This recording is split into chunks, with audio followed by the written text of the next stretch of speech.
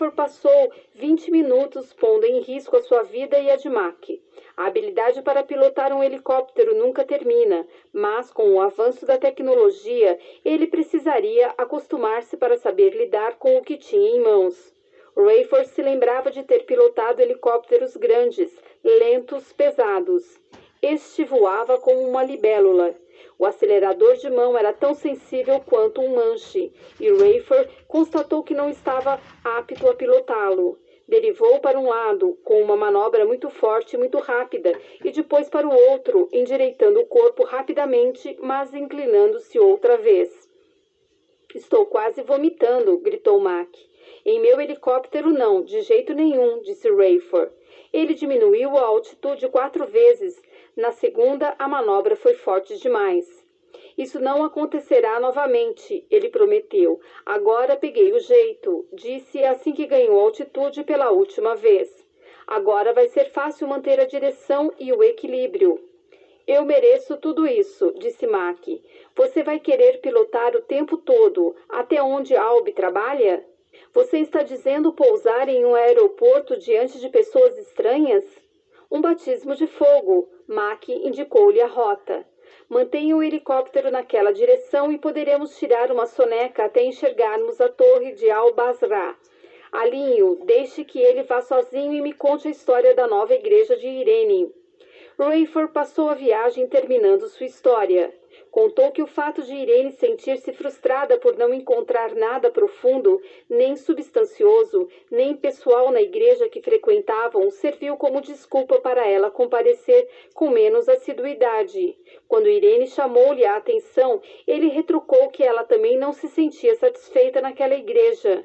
Quando eu parei de acompanhá-la, ela começou a procurar outra denominação.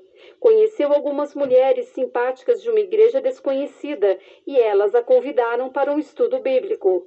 Foi lá que Irene ouviu falar alguma coisa sobre Deus que até então nunca soubera encontrar na Bíblia.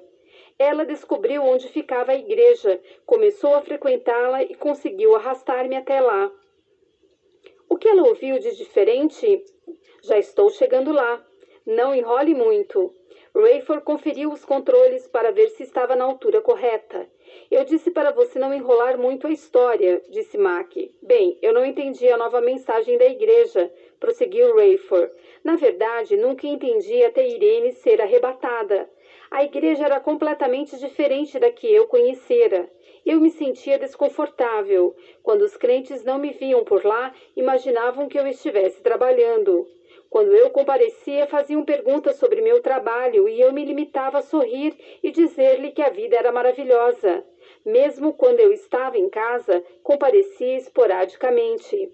Na época, minha filha Chloe era adolescente e ela seguia meu exemplo. Se o pai não precisava ir, ela também não precisava.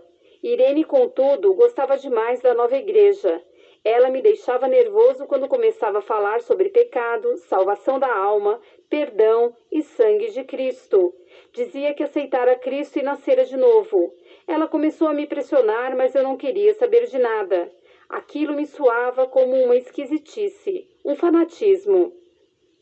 As pessoas pareciam satisfeitas, mas eu estava certo de que seria pressionado a bater nas portas das casas e entregar folhetos ou coisa parecida. Encontrei mais motivos ainda para não ir à igreja. Um dia, Irene começou a falar que o pastor Billings estava pregando sobre o fim dos tempos e a volta de Cristo. Ele chamava isso de arrebatamento.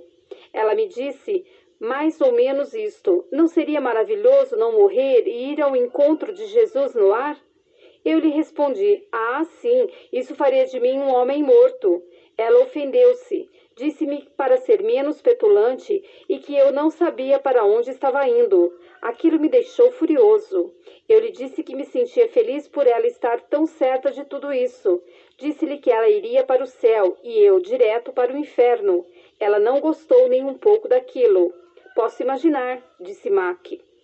O assunto sobre a igreja tornou-se tão banal que passamos a evitá-lo. Comecei a ter novamente meus acessos de paixão e fiquei de olho em minha comissária de bordo. Oh, disse Mac. Vou contar-lhe. Saímos para tomar alguns drinks, jantamos juntos, mas tudo não passou disso. Não que eu não quisesse. Uma noite decidi que a convidaria para sairmos juntos quando chegássemos a Londres. De repente, decidi antecipar o convite. Estávamos sobrevoando o Atlântico no meio da noite num 747 completamente lotado. Liguei o piloto automático e saí à procura dela. Rayford fez uma pausa, indignado consigo mesmo por ter afundado tanto. Mac olhou para ele. E daí? Todos se lembram de onde estavam no momento dos desaparecimentos. Você não está dizendo que, disse Mac, eu estava tentando marcar um encontro quando todas aquelas pessoas desapareceram. Caramba! Rayford respirou fundo. Eu queria saber o que estava acontecendo. Íamos morrer? Eu disse a ela que não morreríamos, mas não sabia o que iria acontecer. Na verdade, eu sabia. Irene estava certa. Cristo viera para arrebatar sua igreja e nós havíamos sido deixados para trás. Rayford tinha muito mais para contar, é claro, mas antes queria que o assunto fosse compreendido. Mac olhava firme para a frente. De vez em quando ele virava, suspirava e depois voltava à posição anterior, enquanto ambos se dirigiam para Al-Basra. Mac verificou sua prancheta de anotações e examinou os relógios do painel. Já estamos perto, ele disse. Vou verificar. Ele ajustou a frequência e apertou o botão do microfone. Golf Charlie 9 para a Torre Al-Basra. Estática. Torre Al-Basra. Aqui é Golf Charlie 99. Estou mudando para canal 11. Câmbio. Mac fez a mudança e repetiu a chamada. Torre Al-Basra. Veio a resposta. Prossiga 99. Albi, está aí? Permaneça na escuta 9. Mac virou-se para Rayford. Daqui até lá é um pulinho, ele disse. Golf Charlie, Albi falando, câmbio. Albi, seu malandro, aqui é Mac, você está bem? Não muito, meu amigo. Acabamos de levantar uma torre provisória. Perdemos 2 hangares. Estou andando de muletas. Por favor, não traga aeronaves grandes para cá, pelo menos nos próximos 2 ou 3 dias. Estamos num helicóptero, disse Mac. Então, sejam bem-vindos, disse Albi. Precisamos de ajuda, precisamos de companhia. Não vamos ficar muito tempo aí, Albi. Chegaremos em 30 minutos. Positivo, Mac. Acompanharemos seu voo. Rayford viu Mac morder os lábios. Que alívio! Mac murmurou com voz trêmula. Verificou os controles, guardou a prancheta e virou-se para Rayford. Continue sua história. Rayford não entendeu por que Mac estava tão preocupado com aquele seu amigo. Rayford perguntou a si mesmo se teve um amigo assim antes de converter-se. Será que já havia se preocupado com outro homem a ponto de emocionar-se como Mac? Rayford olhou para baixo e viu a devastação causada pelo terremoto. Nos lugares das casas desaparecidas haviam sido erguidas tendas. Alguns carros fúnebres improvisados chegavam para retirar os corpos espalhados por toda parte. Grupos de pessoas com pás e picaretas tentavam recuperar uma estrada pavimentada. Se elas conseguissem ver do alto como Rayford, constatariam que a estrada inteira ainda levaria meses para ser restaurada, mesmo que passassem dias trabalhando com equipamentos mais pesados naquela pequena faixa de pavimento retorcido. Rayford contou a Mac como conseguiu pousar o O'Hare após os desaparecimentos. Caminhou até o terminal, viu as notícias devastadoras procedentes do mundo inteiro e mais tarde ficou sabendo que seu copiloto se suicidara. Pegou uma carona até sua casa e seus temores foram confirmados. Irene e Jaime haviam desaparecido, ele disse. Chloe estava tentando sair do Stanford para voltar para casa. Ela era tão cética quanto eu. A culpa foi minha. Ela seguiu meu exemplo e nós dois fomos deixados para trás. Para Rayford, parecia que tudo isso havia acontecido ontem. Ele não se importava de contar a história porque o final foi bom, mas detestava essa parte, não só pela angústia e pela solidão, mas pela culpa que sentia. Se Chloe não tivesse aceitado Cristo, talvez ele nunca se perdoasse. Rayford não sabia nada a respeito de Mac. Decidiu que contaria a ele o que estava acontecendo. Quem Nikolai Carpathia era de fato, a história toda. Falaria dos profetas do Apocalipse, dos julgamentos que já haviam chegado. Revelaria como eles haviam sido profetizados e por que não poderiam ser contestados. Mas, se Mac fosse um traidor a serviço de Carpathia, já teria passado por uma lavagem cerebral. Ele poderia fingir estar emocionado, demonstrar interesse. Poderia até mesmo insistir em acompanhar Hayford naquele mergulho perigoso só para mostrar-se amigo. Hayford, porém, não podia mais voltar atrás. Orou silenciosamente mais uma vez, suplicando um sinal de Deus quanto à sinceridade de Mac. Se ele não estivesse sendo sincero, era um dos melhores atores que Hayford já conhecera. Seria muito difícil confiar em alguém no futuro. Quando finalmente eles avistaram o campo de aviação em Al-Basra, Mac ensinou Hayford como fazer um pouso suave. Quando Hayford desligou o motor, Mac disse: "É ele, abaixe a escada." Os dois desceram do helicóptero enquanto um homem de pele escura, nariz alongado, descalço e usando turbante, descia lentamente de uma torre que mais parecia uma guarita de prisão. Ele havia atirado as muletas lá de cima e, quando chegou ao chão, pegou-as e usou-as habilmente para ir ao encontro de Mac. Os dois se abraçaram. "O que houve com você?" perguntou Mac. "Eu estava no refeitório", respondeu Albi. "Quando tudo começou a desmoronar, entendi imediatamente o que estava acontecendo. Cometi o erro de correr até a torre. Não havia ninguém lá. Não estávamos esperando nenhum voo dentro das próximas 2 horas. Não sei o que fui fazer lá. A torre começou a desabar antes de eu chegar.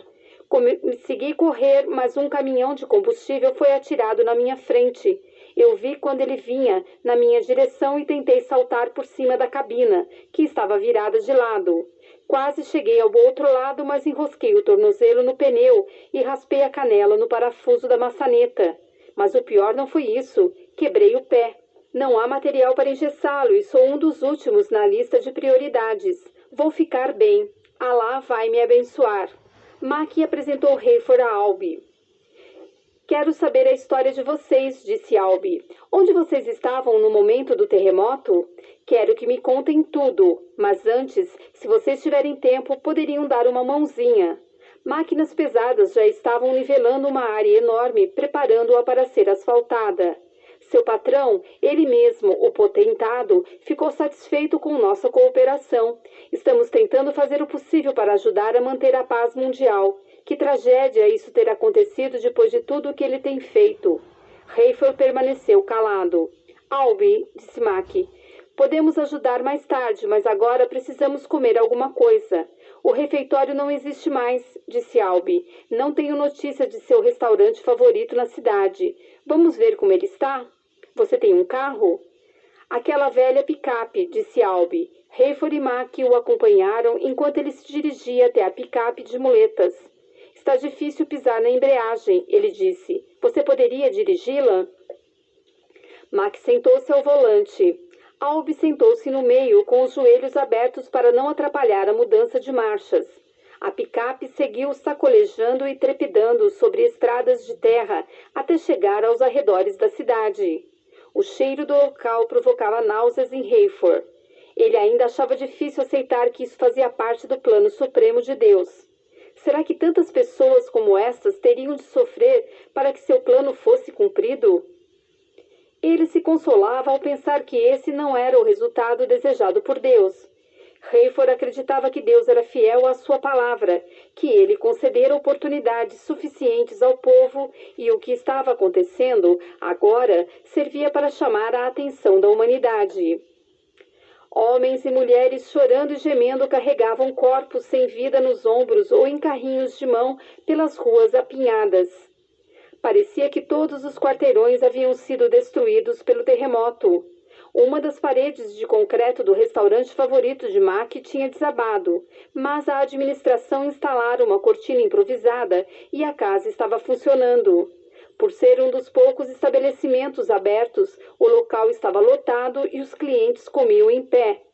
Mac e Hayford abriram caminho com os ombros atraindo olhares irados, que só se abrandaram quando viram Albi acompanhando os dois. Os clientes abriram caminho, o mais que puderam, mas o espaço era mínimo.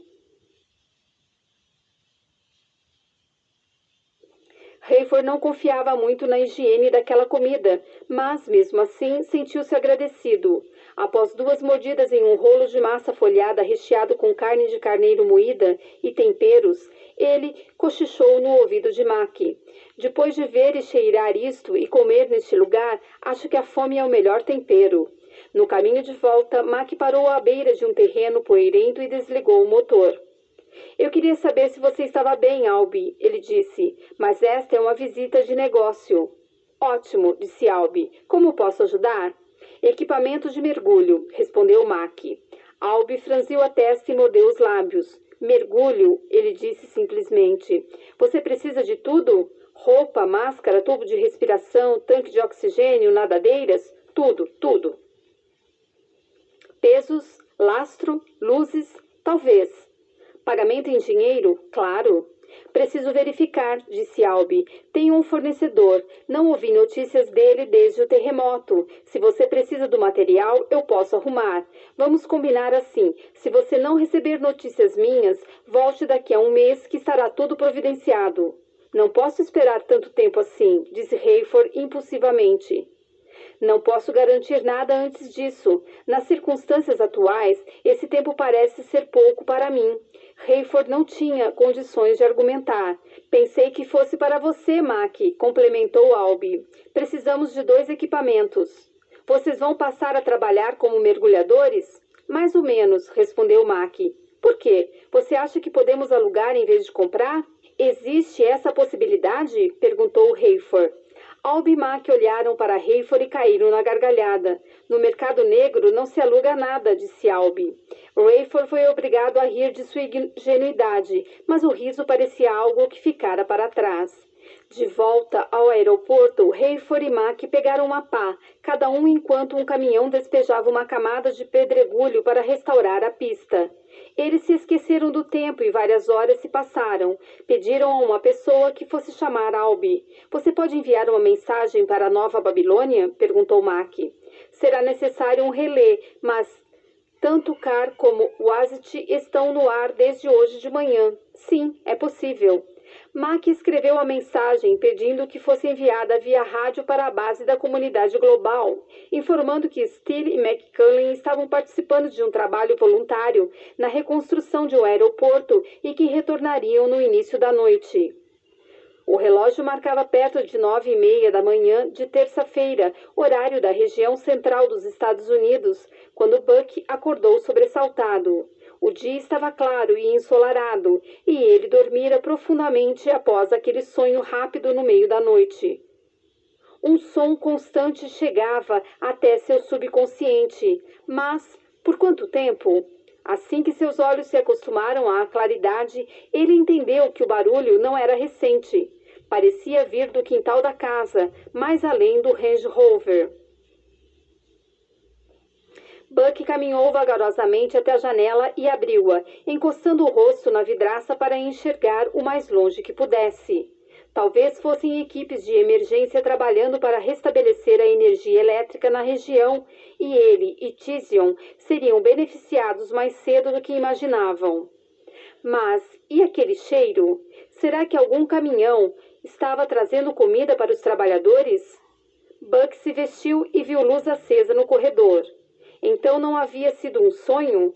Ele desceu a escada de 2 em 2 degraus, descalço. Tizion, temos energia elétrica. O que está havendo? Tizion apareceu na porta da cozinha com uma frigideira cheia de comida e transferiu-a com uma colher para um prato sobre a mesa. Sente-se, meu amigo. Você não está orgulhoso de mim? Você encontrou comida? Encontrei mais que isso, Buck. Descobri um gerador daqueles grandes. Buck curvou a cabeça e proferiu uma breve oração. Você já comeu, Tizion? Sim, sirva-se. Não consegui esperar. Acordei no meio da noite e não dormi mais. Por isso fui pé ante pé até seu quarto e peguei sua lanterna. Espero não ter acordado você. Não, disse Buck de boca cheia. Mas depois pensei estar sonhando quando vi luzes no corredor. Não foi um sonho, Buck. Transportei sozinho aquele gerador da adega até o quintal. Levei uma eternidade até enchê-lo de gasolina e limpar a vela de ignição para acendê-lo. Mas assim que eu o conectei ao fio no porão, as luzes se acenderam, a geladeira ligou e tudo começou a funcionar. Lamento ter incomodado você. Voltei pé ante pé até meu quarto e ajoelhei-me ao lado da cama para agradecer ao Senhor a nossa sorte. Eu ouvi você orando. Perdoe-me. Sua oração soou-me como uma música, disse Buck, e essa comida parece um néctar. Você precisa alimentar-se. Vai voltar para a casa de Loretta. Eu ficarei aqui para ver se consigo conectar à internet. Se não conseguir, vou estudar e escrever mensagens a fim de que estejam prontas para serem enviadas para os fiéis quando for possível. Porém, antes de você sair, vai me ajudar a abrir a maleta de Donnie, não? Você decidiu que vamos abri-la?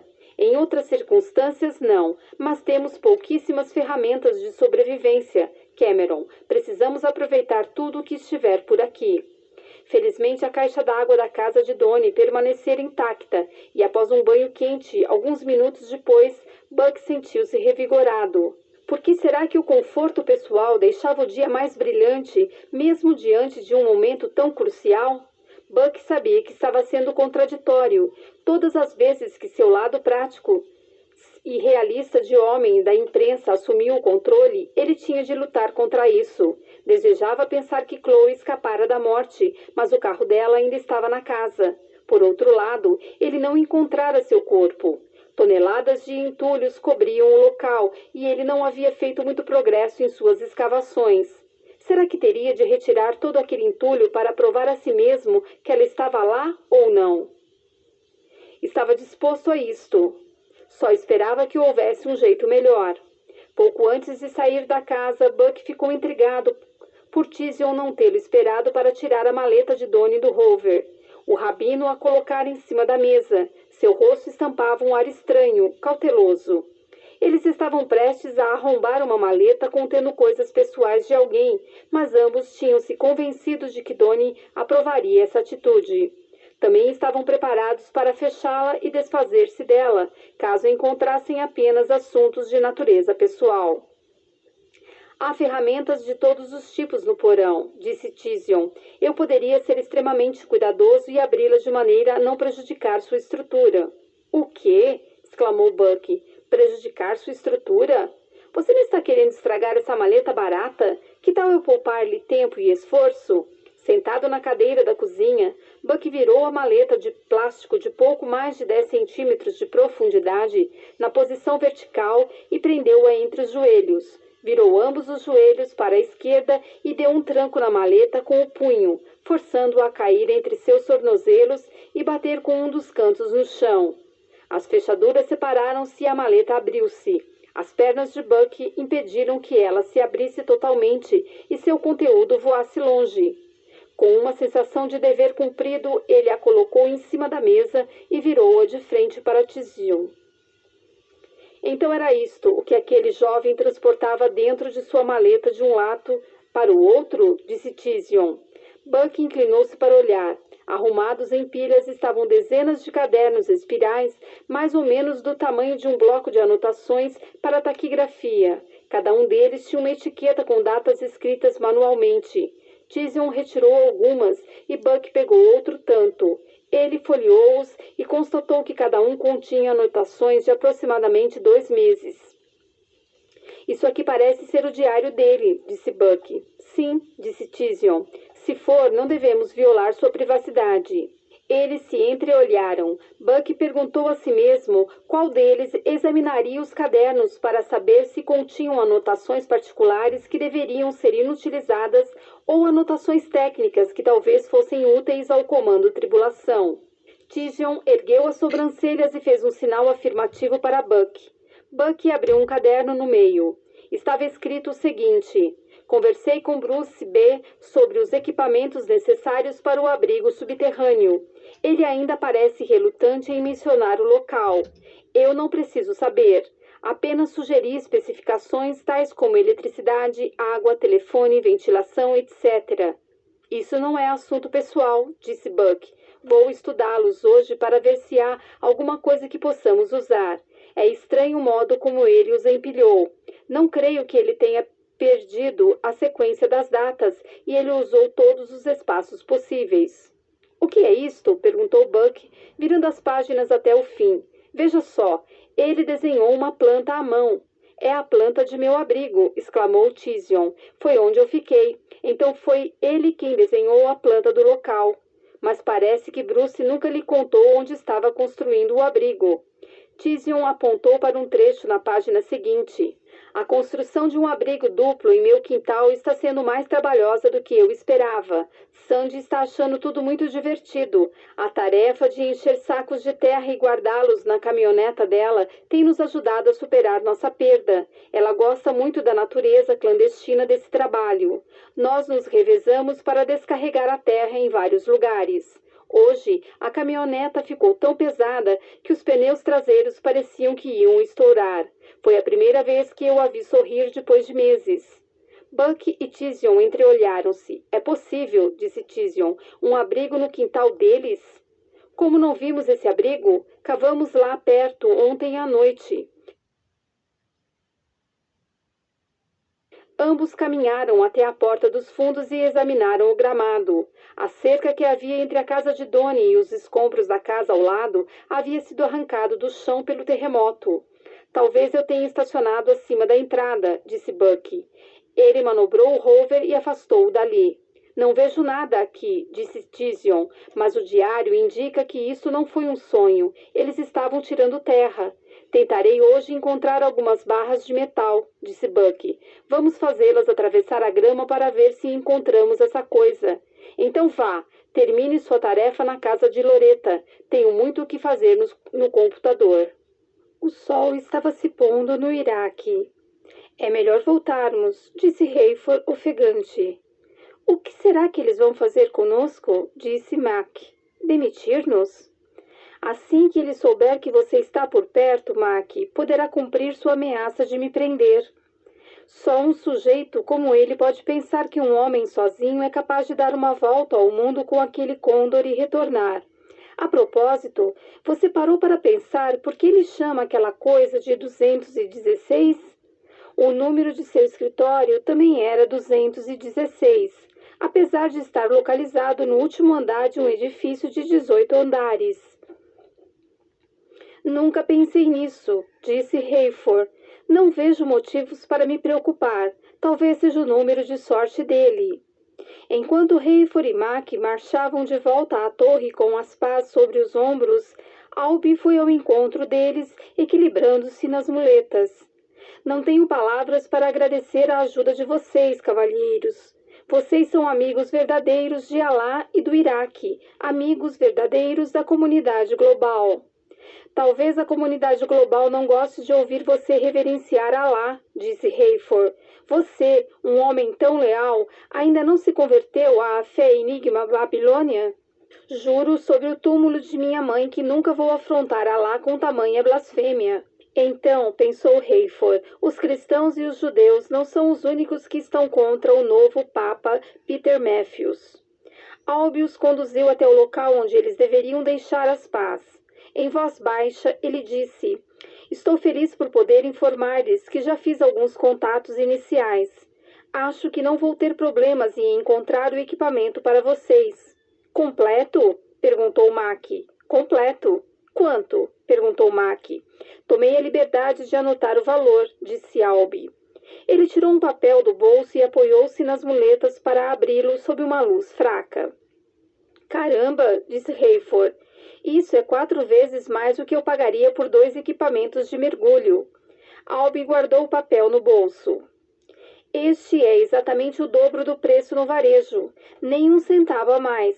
Se vocês não quiserem a mercadoria, digam já. O preço parece alto, disse Mac, mas você nunca me passou para trás. Confiaremos em você. É necessário um depósito? Perguntou Hayford na esperança de sensibilizar o homem.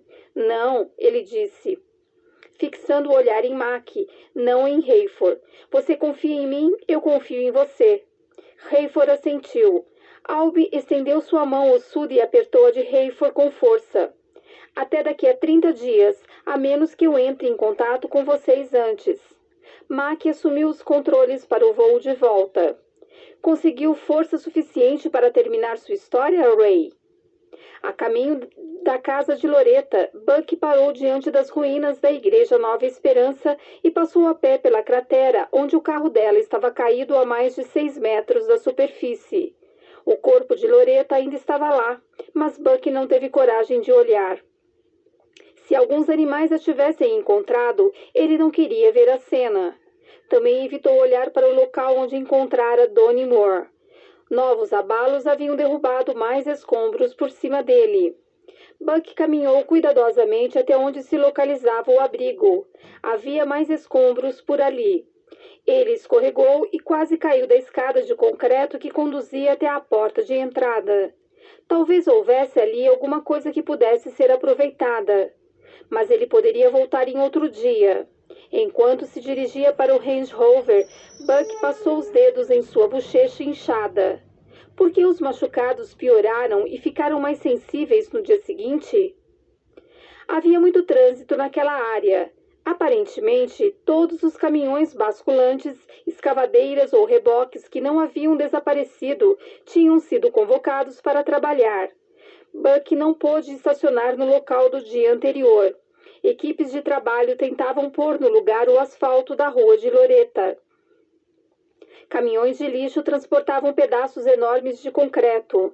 Buck não tinha ideia do lugar onde seriam descarregados e que fim teriam. Ele só sabia que a única coisa que alguém poderia fazer seria começar a reconstruir tudo. Não conseguia imaginar que essa área voltaria a ser como antes, mas sabia que não demoraria muito para ser reconstruída. Buck passou com o Range Rover por cima de um pequeno monte de entulhos e estacionou perto de uma das árvores tombadas no jardim da casa de Loretta. Os trabalhadores não lhe deram atenção quando ele começou a rodear lentamente a casa, imaginando se deveria continuar a escavar o que restara dela. Um homem com uma prancheta na mão analisava os escombros da casa ao lado. Tirava fotografias e fazia anotações. Acho que não existe cobertura de seguro para um ato de Deus como este, disse Buck. Não existe, retrucou o homem. Não trabalho para nenhuma empresa de seguro. Ele virou-se e Buck viu um crachá preso em sua roupa, onde se lia Sonny Kuntz, supervisor de campo, equipe de socorro da comunidade global. Buck fez um sinal afirmativo com a cabeça. Qual é a próxima etapa? Ele perguntou.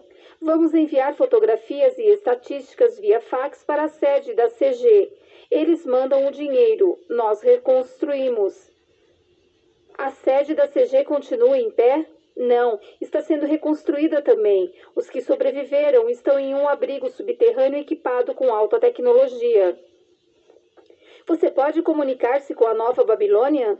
Desde hoje de manhã.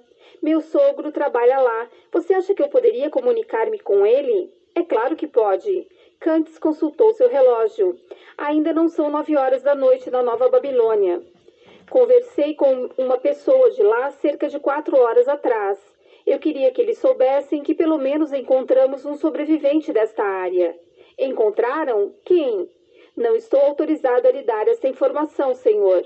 Oh, desculpe-me. Buck pegou seu crachá, que também o identificava como funcionário da CG. Ah, você é da imprensa, disse Kuntz. Ele destacou 2 folhas de sua prancheta. O nome é Cavanaugh Ellen, 70 anos. Ela morava aqui? Morava. Disse que correu para o porão quando sentiu a casa balançar. Nunca ouvira falar de um terremoto nessa região, portanto pensou tratar-se de um tornado. Ela teve muita sorte. O último lugar para estar no momento de um terremoto é onde tudo pode cair sobre a gente. Então ela sobreviveu, hein? Kuntz apontou para um alicerce a cerca de 6 metros a leste da casa de Loretta. Você está vendo aquelas 2 aberturas, uma aqui e a outra nos fundos? Ele perguntou. Buck balançou a cabeça afirmativamente. Trata-se de um quarto comprido no porão. Primeiro ela correu para a frente. Quando a casa inteira balançou e as vidraças daquela janela estouraram, ela correu para o outro lado. As vidraças já haviam se desprendido da janela, portanto ela não saiu do lugar e aguardou. Se ela tivesse permanecido na frente, não teria sobrevivido. Ficou no único canto da casa de onde foi possível escapar com vida. Ela lhe contou isso? Sim. Não disse se viu alguém na casa ao lado? A bem da verdade disse. Buck quase perdeu o fôlego. O que ela disse? Só disse que viu uma moça saindo correndo da casa. Pouco antes de a janela cair deste lado, a moça pulou para dentro do carro, mas quando a rua começou a levantar-se, ela entrou com o carro na garagem. Buck tremia, tentando desesperadamente manter-se calmo até ouvir a história inteira. E depois? A senhora Cavenot disse que teve de afastar-se por causa daquela janela, e quando a outra casa começou a tombar, ela acha que viu a moça sair pela porta lateral da garagem e correr para o quintal. Buck perdera toda a objetividade. Aquela moça era minha mulher. Você tem mais detalhes? Não me lembro de mais nenhum. Onde está a senhora Cavenot? Num abrigo a cerca de 10 quilômetros a leste, numa loja de móveis que foi pouco atingida. Há provavelmente 200 sobreviventes lá, os que sofreram ferimentos leves. Parece mais um albergue que um hospital. Diga-me exatamente onde fica esse lugar. Preciso conversar com ela. Está bem, Sr. Williams, mas devo adverti-lo de que não tenha muitas esperanças de encontrar sua mulher. Do que você está falando? Eu não tinha esperanças antes de descobrir que ela fugiu daqui. Nem sei se tinha esperanças quando tentei cavar essas ruínas. Mas agora não venha dizer que não devo mais ter esperanças. Sinto muito, só estou tentando ser realista. Trabalhei em equipes de socorro por mais de 15 anos, antes de ser admitido na CG. Esta é a pior catástrofe que já vi. E preciso perguntar-lhe se você chegou a ver o caminho que sua mulher deve ter tomado, caso a senhora Cavenot esteja certa ao dizer que ela correu para o quintal. Buck acompanhou Cantes até o quintal. Cantes esquadrinhou o horizonte com o braço. Para onde você teria ido? Ele perguntou. Para onde alguém teria ido? Buck assentiu pesarosamente. Entendeu o recado. Até o ponto onde sua vista alcançava, só havia montes de entulhos, fendas, crateras, árvores tombadas e postes caídos. Com certeza não havia lugar por onde alguém poderia ter fugido.